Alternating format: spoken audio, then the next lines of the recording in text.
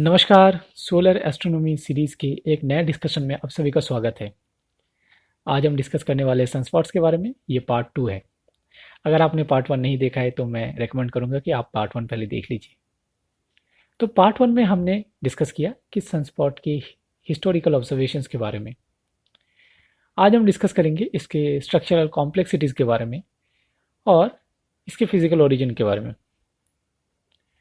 तो ये एक इमेज है जो नासा के एक सैटेलाइट से लिया गया है और इस इमेज में जो येलो कलर का बैकग्राउंड है वो है सोलर फोटोस्फीयर और उसके ऊपर ये जो डार्क पैचेस जैसा दिख रहा है वो है सनस्पॉट्स। अगर हम इन सनस्पॉट्स को जूम करें तो इसके अंदर हमें दो हिस्से दिखाई देते हैं, एक डार्क कलर का अम्ब्रा और एक उससे थोड़ा लाइटर बट फोटोस्फीयर से डार्कर पेनम्ब्रा। ये अम्ब्रा और पेनम्ब्रा को मिलकर बनता है सनस्पॉट्स। तो पहले भाग में मैंने बताया था कि फोटोस्फीयर का टेम्परेचर है 6000 केल्विन। इंटरेस्टिंगली ये सनस्पॉट्स का टेम्परेचर 4500 केल्विन है। इसका मतलब ये फोटोस्फीयर से ठंडा है। कितना डिफरेंस है? 1500 केल्विन का डिफरेंस है इसमें। तो यही कारण है कि ये डार्क दिखता है, क्योंकि जो बैकग्राउंड है उससे जो लाइट आ रहा है वो सनस्पॉट से जो लाइट आ रहा है उससे बहुत ज़्यादा है। अगर हाइपोथेटिकली हम सनस्पॉट्स को बाहर निकाल दें फोटोस्फीयर से और किसी डार्क बैकग्राउंड के सामने रख दे तो ये भी ब्राइट दिखेगा। तो अभी हमको पता चल गया है कि सनस्पॉट ठंडा है इसीलिए डार्क दिख रहा है।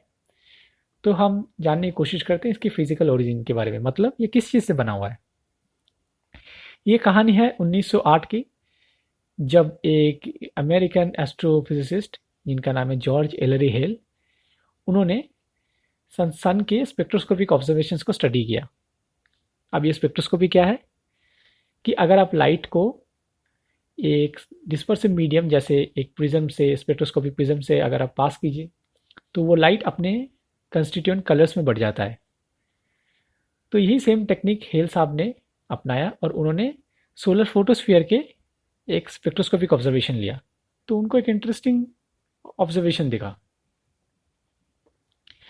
जो सनस्पॉट्स के ऊपर से जो लाइट आ रहा है वो कई हिस्सों में बढ़ जा रहा है, पर जो फोटोस्फीयर के ऊपर से आ रहा है वो उसमें वैसा कोई स्प्लिटिंग नहीं है।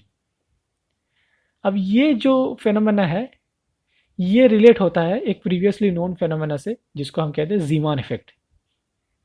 एक डच फिजिसिस्ट थे जिनका नाम है पीटर जीमान।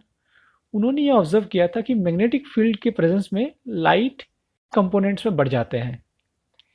अगर आप ये स्कीमेटिक डायग्राम को देखें, जो समझने में थोड़ा कॉम्प्लिकेटेड हो सकता है बट मैं इसको सिंप्लीफाइड तरीके से समझाने की कोशिश करूंगा। तो स्पेक्ट्रम में किसी एक पर्टिकुलर लाइन का मतलब दो एनर्जी लेवल के बीच में ट्रांजिशन की वजह से वो आया है। अब अगर मैग्नेटिक फील्ड है ही है, अगर उस समय पे हमको एक लाइन दिख रहा है तो मैग्नेटिक फील्ड की प्रेजेंस की वजह से वही लाइन के अराउंड और भी मल्टीपल लाइन्स अपीयर हो जाते हैं। जैसे कि यहाँ पे दिखाया गया नो मैग्नेटिक फील्ड केस में एक स्ट्रिप दिख रहा है स्पेक्ट्रम में, वहीं पे मैग्नेटिक फील्ड के दौरान वहाँ पे एक्स्ट्रा और दो स्ट्रिप्स दिख रहे हैं, तो टोटल 3।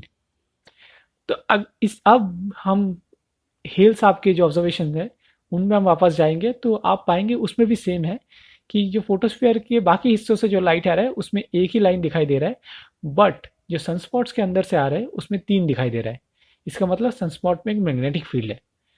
तो अभी जो हमारा मॉडर्न एस्टिमेशन है वो बोलता है कि सनस्पॉट्स के अंदर on an average kilo Gauss field है। गाउस एक मैग्नेटिक फील्ड नापने का एक यूनिट है, वही फोटोस्फीयर में इसका वैल्यू टेंस ऑफ गाउस है। तो इसका मतलब सनस्पॉट्स के अंदर एक स्ट्रॉन्ग मैग्नेटिक फील्ड है। इससे पहले मैं इसके ऊपर और डिस्कस करूं, मैं जीमान इफेक्ट के बारे में थोड़ा बताना चाहूँगा। ये बहुत ही एक इंटरेस्टिंग स्टोरी है अपने आप में कि जीमान कैसे उन्होंने डिस्कवर किया जीमान इफेक्ट। तो उन्होंने 1896-97 में ये डिस्कवरी की और डिस्कवरी करने के दौरान उन्होंने ये भी मेंशन किया कि जीमान इफेक्ट का एक पोटेंशियल एप्लीकेशन है सोलर स्पेक्ट्रम स्टडी करना। बट लोगों ने बाद में लिटरेचर में पाया कि जीमान के डिस्कवरी के 30 साल पहले एक और एस्ट्रोफिजिसिस्ट थे जिनका नाम था लॉकियर। उन्होंने भी ऑलमोस्ट सेम ऑब्जर्वेशंस देखा था, बट ऑब्वियसली उनको पता नहीं था कि ये मैग्नेटिक फील्ड से रिलेटेड है। बट ये कहा जाता है कि जीमान इस पब्लिकेशंस के बारे में अवेयर नहीं थे। खैर ये एक अपने आप में बहुत इंटरेस्टिंग कहानी है, और किसी दूसरे वीडियो में मैं इसके बारे में डिटेल में बताऊंगा, इस स्टोरी के बारे में। बहुत फैसिनेटिंग स्टोरी है। तो हमको पता चल रहा है कि सनस्पॉट जो है वो लोकेशंस है स्ट्रॉन्ग मैग्नेटिक फील्ड के। तो ये कुछ मॉडर्न डे इमेजेस है जिसमें वाइट लाइट इमेजेस, मतलब जिसमें फोटोस्फीयर दिखता है, उसके साथ अगर हम मैग्नेटिक फील्ड मेजरमेंट एक साथ देखें तो हम 1 to 1 करस्पॉन्डेंस देखते हैं। मतलब जहां जहां पे सनस्पॉट्स वहीं वहीं पे स्ट्रॉन्ग मैग्नेटिक फील्ड। अब इससे हम अंदाजा लगा सकते हैं कि सनस्पॉट्स का जो टेम्परेचर कम है उसका कहीं ना कहीं एक रीजन है मैग्नेटिक फील्ड। वो कैसे? हमने पार्ट 1 में बताया था कि फोटोस्फीयर तक एनर्जी पहुंचाने वाला मीडियम जो है वो है कन्वेक्शन। कन्वेक्शन के द्वारा एनर्जी फोटोस्फीयर तक पहुंचता है।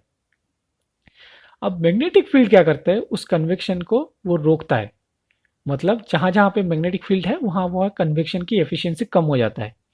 यही कारण है क्योंकि सनस्पॉट्स में बहुत हाई मैग्नेटिक फील्ड है, इसीलिए वहां पे कन्वेक्शन की एफिशिएंसी कम हो जाती है, और इसी कारण उसका टेम्परेचर भी कम है, और इसी कारण वो दिखता है डार्क। तो अभी तक हमारे डिस्कशन में हमने पाया सनस्पॉट्स के अंदर दो हिस्से हैं, एक डार्कर अम्ब्रा और एक उससे थोड़ा लाइटर पिनम्ब्रा। और इसके साथ ही एक एक स्पॉट्स जो धरती के साइज के बराबर है वो दिखने में डार्क है, इसीलिए क्योंकि उसका टेम्परेचर कम है, और उसका टेम्परेचर कम है इसीलिए क्योंकि वहाँ पे हाई मैग्नेटिक फील्ड है। ये इन्फॉर्मेशन के साथ हम अब ये जान चुके हैं कि अगर हम सनस्पॉट को डिटेल में स्टडी करें तो हम सन के मैग्नेटिक फील्ड के बारे में बहुत डिटेल में और बहुत सारी इन्फॉर्मेशन जान पाएंगे। अगर आपको ये वीडियो पसंद आया तो इसको ज़रूर लाइक कीजिए, और आगे आने वाली वीडियो के लिए मेरे चैनल को ज़रूर सब्सक्राइब कीजिए। धन्यवाद।